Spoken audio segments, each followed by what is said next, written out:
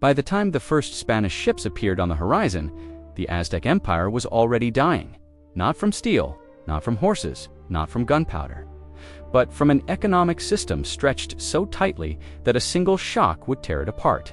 In the early 16th century, the city of Tenochtitlan stood as one of the largest urban centers on Earth. Its causeways cut across shimmering lakes. Its markets overflowed with cacao, cotton, obsidian, jade, feathers brighter than gold.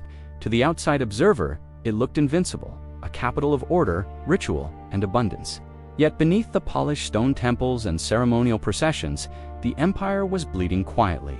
Tribute caravans moved day and night into the capital, carrying maize, textiles, slaves, and luxury goods from conquered provinces. The flow never stopped, because it could not stop. The Aztec state did not merely collect tribute, it depended on it for survival. This was not an economy designed for resilience. It was an economy designed for extraction. Every year, more regions were conquered. Every year, quotas increased. Every year, the system grew more rigid, more centralized, more unforgiving. The empire's wealth did not circulate outward. It flowed inward and stayed there. Farmers at the edges of the empire worked harder for less. Local rulers became tax collectors for a distant capital. Entire regions existed only to feed the appetite of Tenochtitlan, and fear held it all together. Fear of punishment, fear of ritual humiliation, fear of being selected not just for taxation, but for sacrifice. The Aztec Empire did not build loyalty through shared prosperity. It ruled through economic pressure backed by terror. So when the Spanish arrived, they did not face a unified civilization defending itself. They encountered an empire already fractured by resentment, exhaustion, and economic suffocation. The conquest was fast not because the Aztecs were weak, but because their system had already removed the will to protect it.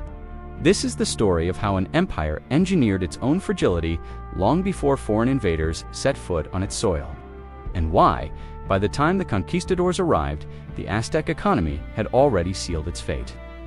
From a distance, the Aztec Empire appeared unimaginably rich. Spanish chroniclers would later describe markets so vast they rivaled the great cities of Europe.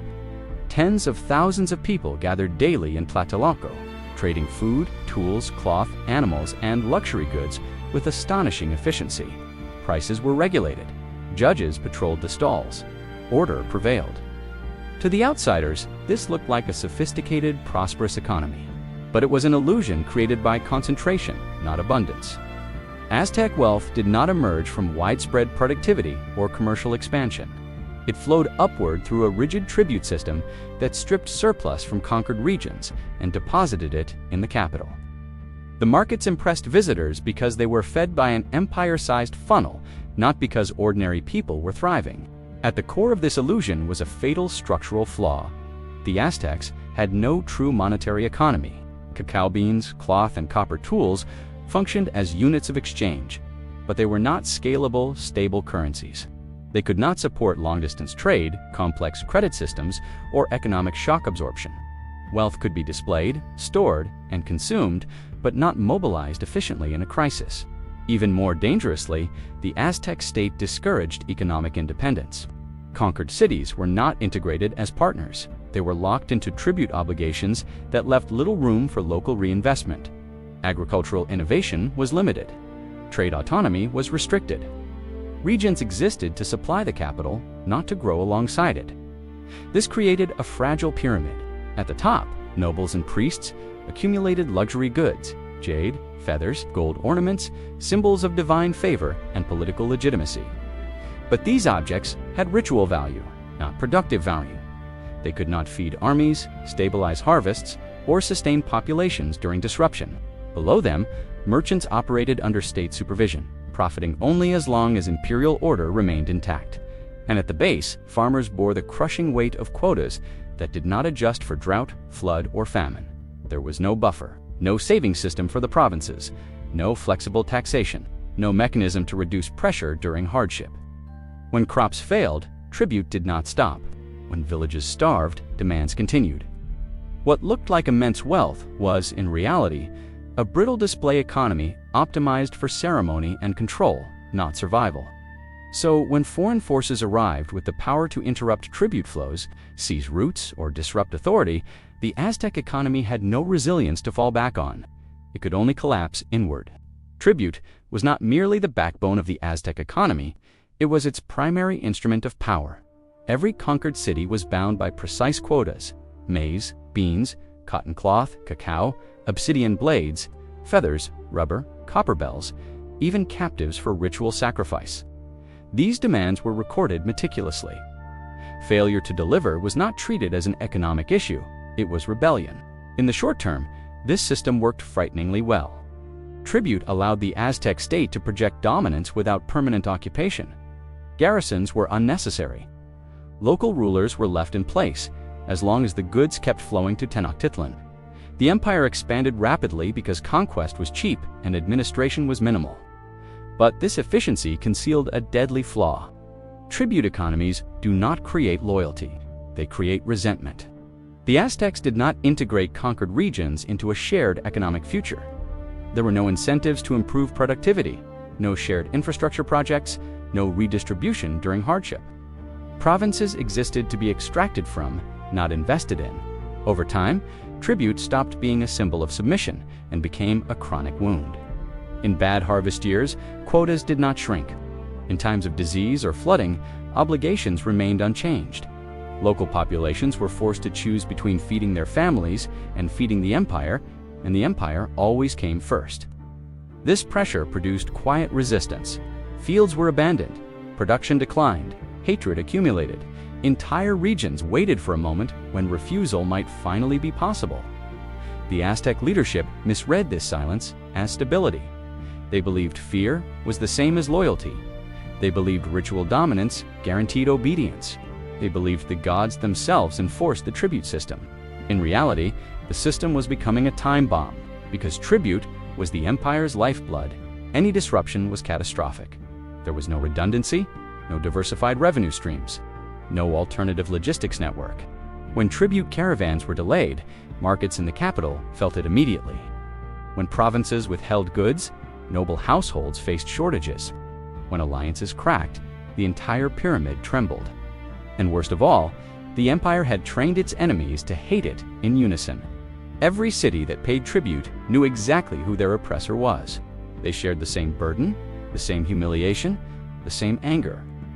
This created a rare historical condition, a vast empire surrounded by potential allies, united not by culture, but by grievance. So when a small foreign force arrived, offering an alternative, not liberation, but revenge, the tribute system did not protect the Aztecs, it betrayed them. What had once been a weapon of dominance became a signal fire, guiding the empire's enemies straight to its heart. The Aztec state did not organize its economy around defense, endurance, or long-term conflict. It organized it around ritual performance. War, to the Aztecs, was not primarily about territorial annihilation or resource security, it was about cosmic maintenance. Battles were designed to capture prisoners, not to destroy enemy capacity. Victory was measured in captives for sacrifice, not in supply lines secured or rivals permanently neutralized. This worldview shaped the entire economic structure. Weapons were optimized for disabling, not killing. Armor was symbolic as much as practical. Campaigns followed ritual calendars rather than strategic necessity. Soldiers expected wars to end with negotiated submission and resumed tribute, not prolonged resistance. As long as enemies accepted their role in the system, this worked. But it created a catastrophic blind spot. The Aztec economy did not stockpile for siege warfare. It did not invest in sustained logistics. It did not maintain surplus reserves meant for long-term military emergencies. Food storage existed, but it was calibrated for seasonal fluctuation, not systemic collapse. Even worse, military production was not industrialized. There were no centralized arms workshops capable of rapid scaling, no standardized supply chains, no ability to replace losses quickly in a prolonged conflict. War was episodic and ceremonial, not continuous and attritional. The empire assumed wars would always end. This assumption bled into economic planning. Farmers were expected to return to fields after campaigns. Tribute would resume. Markets would stabilize. The cosmic order would be restored through sacrifice. But when the Spanish arrived, they did not play by ritual rules. They did not seek captives, they did not pause for ceremonies, they did not negotiate submission within Aztec frameworks. They destroyed leadership, they seized roots, they killed relentlessly, and the Aztec economy had no answer for this kind of war. The system could not pivot. Tribute-based provisioning failed when provinces rebelled. Markets collapsed when trade routes were disrupted. Armies starved when farmers refused to supply the capital. There was no emergency apparatus to override ritual norms and reorganize production for survival. Even the gods offered no guidance for total war. The rituals demanded blood, not strategy. The priests demanded offerings, not reform. The economy kept feeding the temples while the foundations of the state were cracking. This was not merely a military failure. It was an economic one, rooted in a worldview that assumed the universe itself guaranteed continuity. When reality proved otherwise, the system had no contingency plan. An economy built to sustain gods cannot easily sustain collapse. The Aztec Empire did have trade.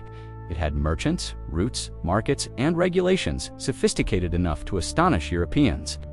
But what it did not have was transformative commerce. Aztec trade moved goods. It did not restructure the economy. Long-distance merchants, known as Pochteca, traveled far beyond the empire's borders, exchanging obsidian, cacao feathers, and luxury items.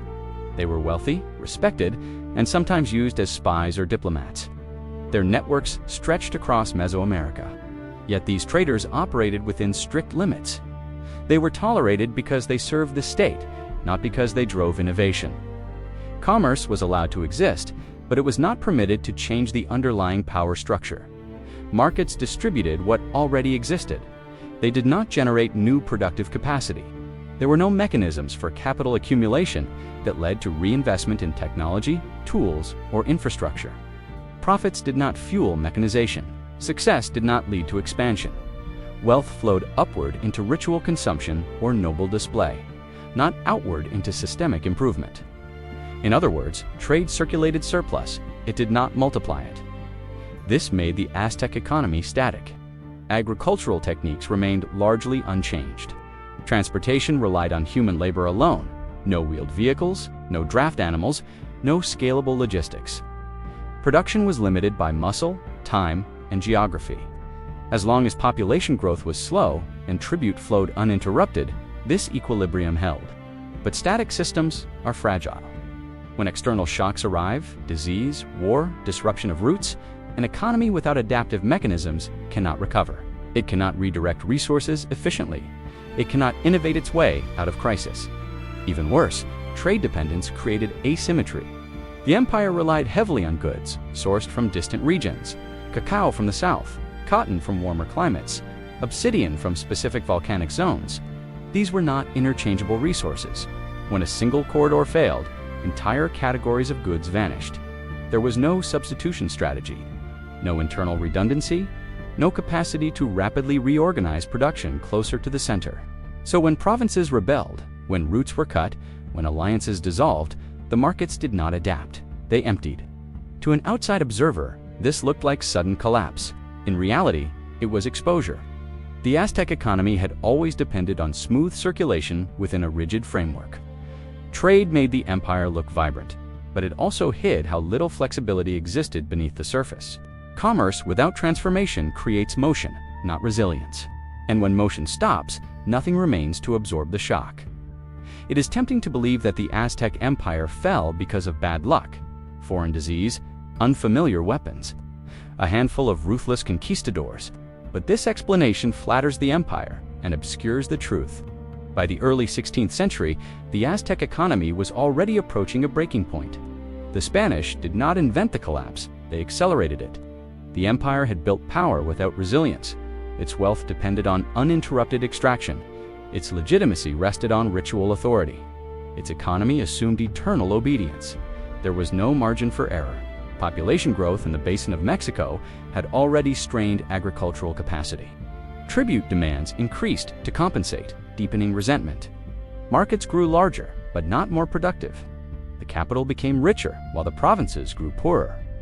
This imbalance could not The Aztec state had no mechanism for reform. Political power was inseparable from ritual tradition. Economic change threatened cosmological order.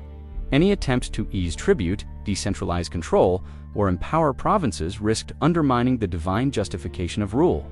So the system doubled down instead. More sacrifice, more pressure, more fear. That strategy works until it doesn't. When disease struck, there were no reserves.